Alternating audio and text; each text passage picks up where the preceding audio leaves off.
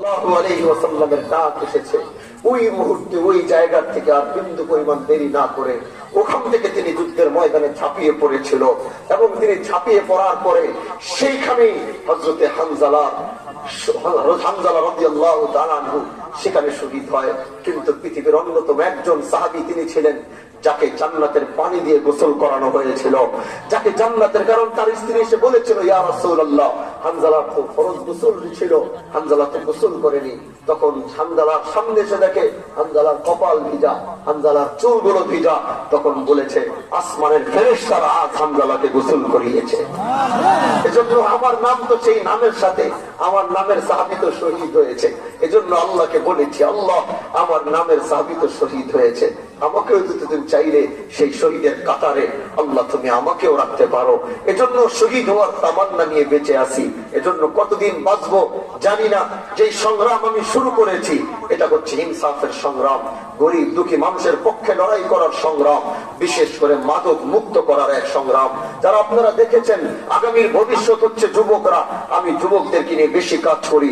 আমার এলাকায় আমি মাদকের বিরুদ্ধে এমন সংগ্রাম শুরু করেছি, সারাদিন এই যে প্রোগ্রাম করে রাতের বেলা 2টা 2:30 বাজে নিজেরা আমরা রেট মেরে যারা বাবা বিক্রি করে, ইয়াবা বিক্রি করে, তাদেরকে ওইখান থেকে ধরে নিয়ে আসি আমাদের বাহাদুরপুরে এনে কাউকে 300 টাকার স্ট্যাম্পে সাইন করাই ভালো হওয়ার জন্য, কাউকে সুযোগ দিই, কাউকে উত্তম মাধ্যম করি। আলহামদুলিল্লাহ আমার এলাকায় এখন ইয়াবা বাবা বিক্রি যারা করে তারা রাতের বেলা ঠিক মতো ঘুমাইতে পারে না, মনে করে যে কোনো মুহূর্তে এসে উঠিয়ে নিয়ে যাবে।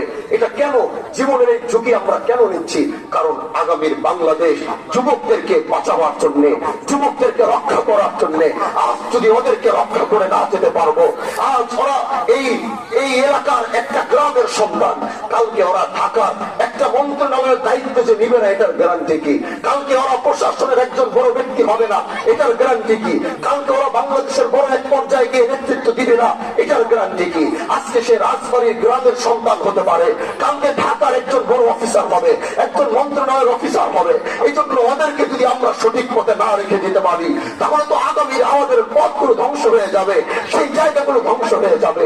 এজন্য আমি যুবকদেরকে বলবো, মনে রাখবা এলাকার 10টা বাড়ি যদি থাকে 10টা বাড়ি খারাপ না, 7টা বাড়ি ভালো থাকলে একটা বাড়ি হয়তো খারাপ। এই 7টা বাড়ি একসাথে যদি হাতে হাত মিলায় ওই একটা খারাপ বাড়ি কোনোদিন খারাপ ভাবে চলতে পারবে না।